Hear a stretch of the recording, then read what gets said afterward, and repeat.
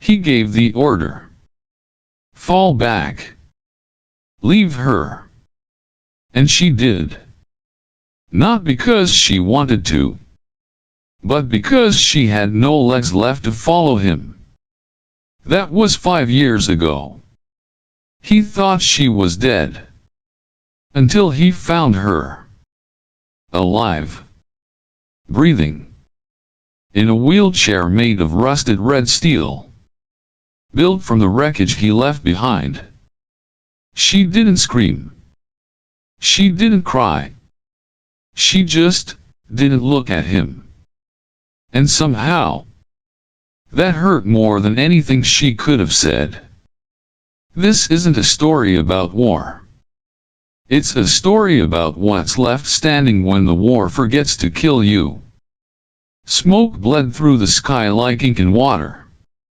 Kael crouched behind the shattered hull of a dropship, blood crusted along his cheek, his breath hot and ragged inside the filtered helmet. Above him, the static buzz of orbital comms screamed for attention. Unit Delta 9, disengage and retreat. Authorization Bravo Echo. Immediate withdrawal. Repeat, full extraction.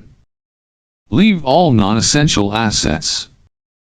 The words hit like a hammer. He turned, scanning the chaos. Flames climbed twisted metal. The dust from impact craters turned everything bronze and ash. Movement flashed to his left, shadows, hostile signatures. And there she was. Vetra. Half her armor torn, dragging one leg behind her as she fired blindly into the smoke. Her breath came in bursts through the comms, but she didn't scream. She never did. Kael, she managed, voice cracked, cover fire. 10 seconds. I can make it. He raised his weapon.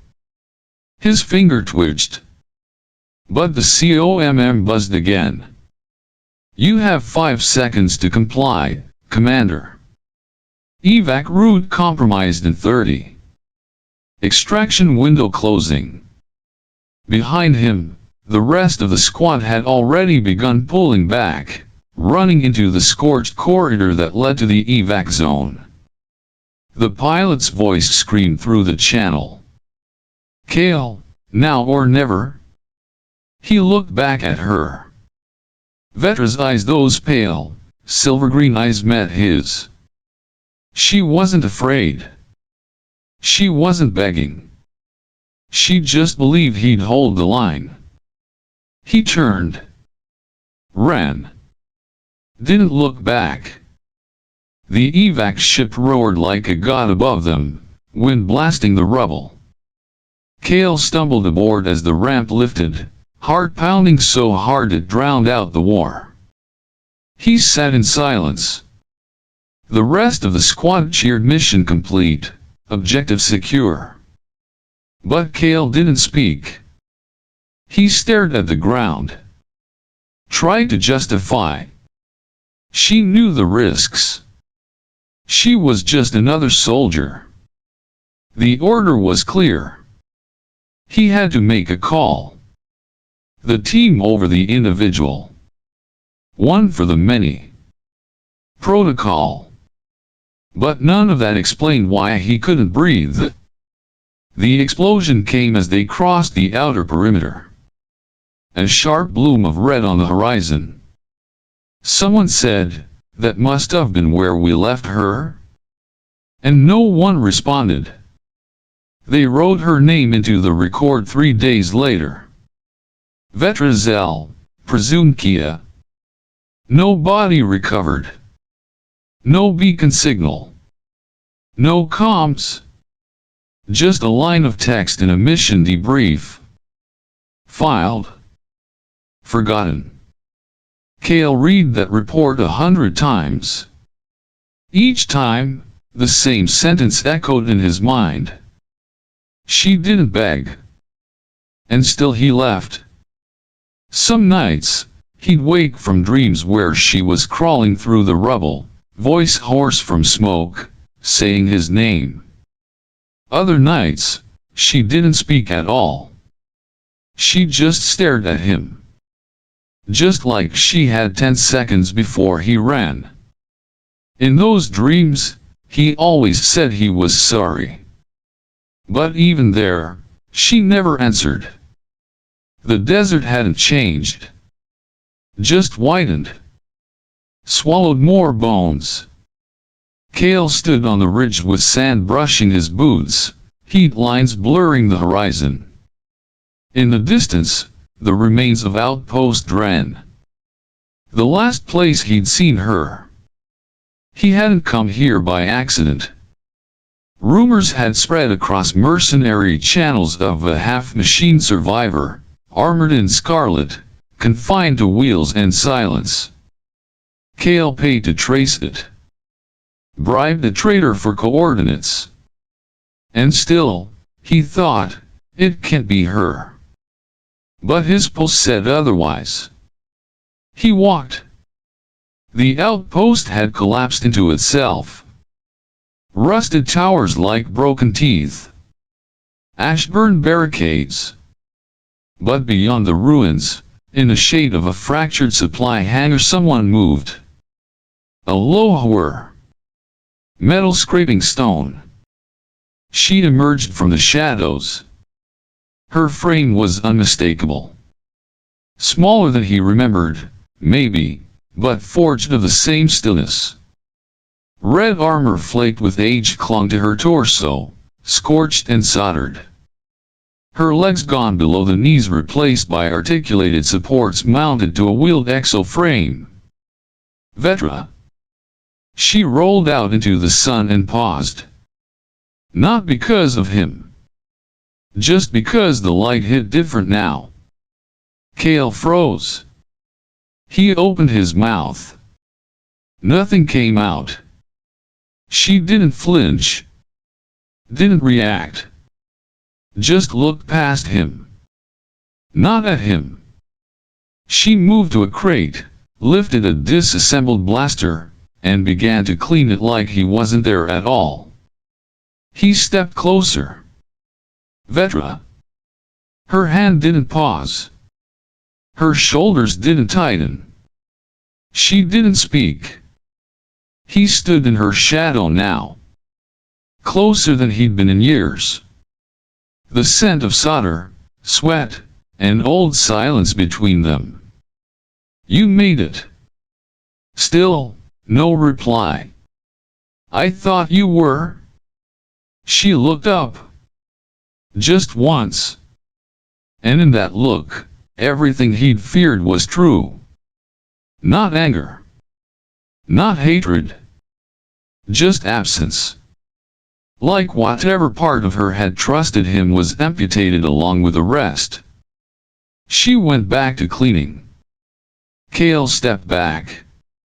He wanted to say sorry. To fall to his knees. To explain what orders meant. What survival cost. But the desert held its breath. And Vetra didn't need his reasons. She needed silence. So he gave her that. And watched her turn away again. Kael stayed. He set up camp near the ruins, just close enough that she could see the fire if she wanted to, just far enough that she didn't have to. Each day, he returned. He brought parts. Bolts, relays, things she might use for her chair, or her weapons, or whatever else she did in that quiet fortress of dust and ash. He offered them without words, laying them down near the doorway like offerings. She never thanked him. But she never refused. Sometimes, she used them. He'd see the new welds, the upgraded motor nodes, the cleaner joints. Not acknowledgement. Just utility. He started repairing the collapsed hangar wall. Reinforcing it with salvaged plates. clearing away the debris. Slowly, methodically. She let him. He cooked once. Left the food in sealed rations where she could find them. The next day, they were gone. Not a word. Not a glance. Days passed like smoke. She worked every morning, training her upper limbs with resistance coils fashioned from old exogear. Her breath was steady, eyes locked on nothing. Each movement surgical. Purposeful. Not for strength. For escape. She was rebuilding herself. Not to stay. But to go.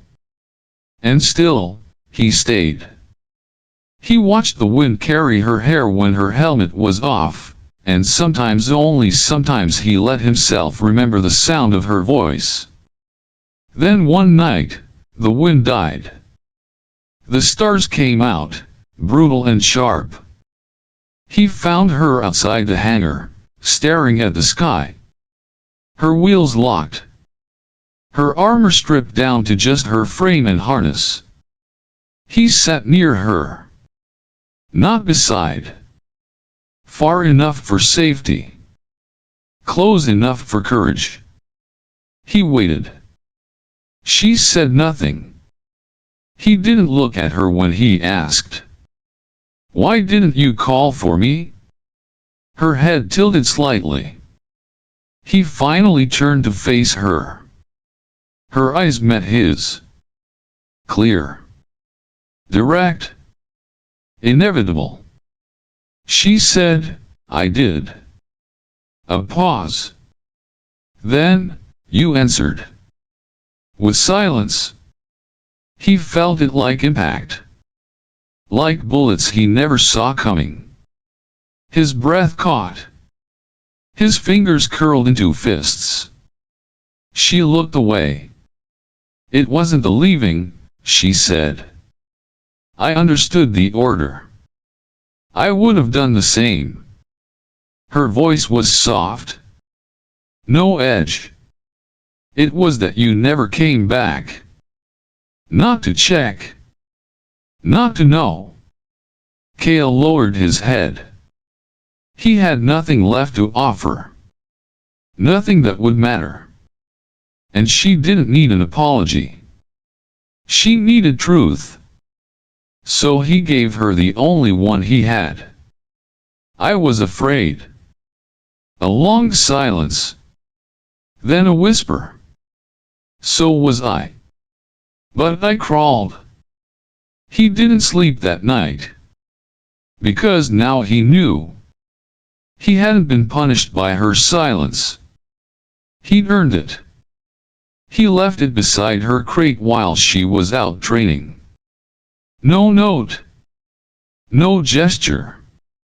Just a small, matte black data capsule, the kind used for military-grade encryption and classified files. It hummed faintly when touched, alive with something waiting to be opened. Vetra saw it when she returned. She stared at it for a long time, like it might explode. She didn't touch it. Not that day. The sun passed. The wind rose. The silence returned. She trained again the next morning. Ate. Cleaned her armor. Repaired a faulty servo in her chair's left axis. Slept. Ignored it. And still, it waited. On the third day, at dusk, she sat across from it. She turned it over in her hands. Simple.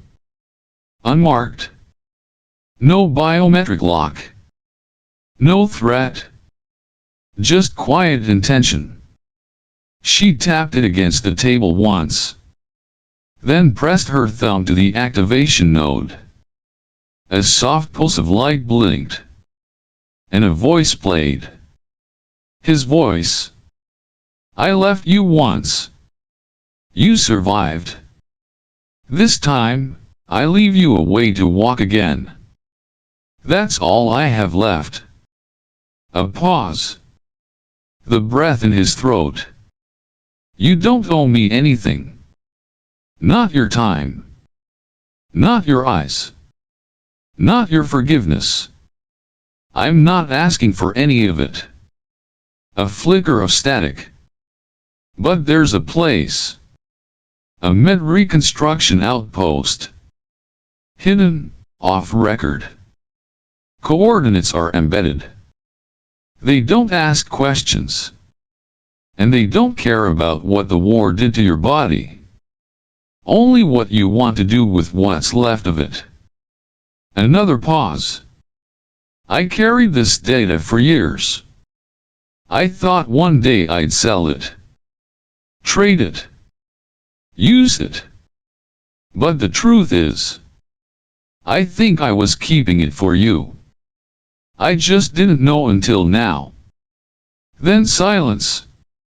She stared at the capsule. The small light faded. She didn't cry. Didn't speak. Just held it in her hand, like it weighed more than it should. Outside, the wind shifted again.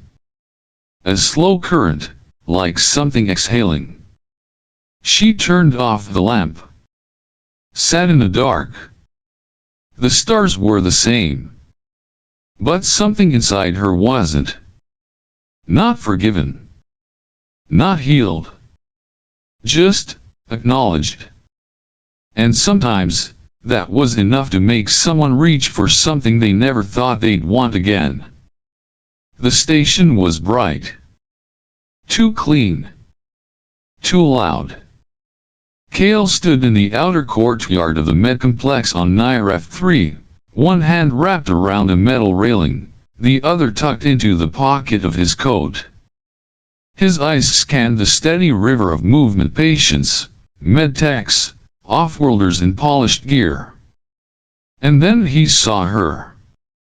She moved like silence. No announcement. No ceremony. Vetra. She wasn't in red anymore. Her armor was replaced with a dark coat, simple and tight. But it was her. He would know her in any body. Her walk was steady. Her balance perfect. But it wasn't the precision of machines that caught him. It was the absence of struggle. Two cybernetic legs carried her forward, each step deliberate, smooth. Not prideful. Not fragile. Just earned. She didn't limp. Didn't pause. And she didn't look at anyone. Not even him. She passed within meters.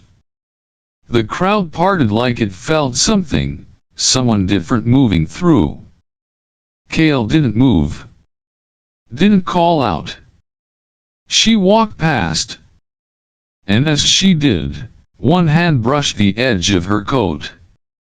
Just for a second, her fingers tapped lightly against the side of her waist exactly where the old data capsule had once been clipped.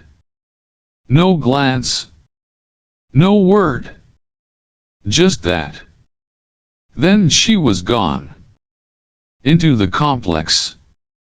Into whatever came next. Kael exhaled. His grip on the railing loosened. She didn't forgive him. But she walked again. And that, somehow, was enough. She never looked back. Not because she hated him. Not because she forgot. But because she finally had something ahead of her. That didn't need his shadow to exist. And maybe that's what redemption really is. Not being welcomed home. But knowing you gave someone enough to walk away from you. And never need to come back. Thank you for watching. This isn't a love story. It's a survival story. And those hurt longer. But they last longer, 2.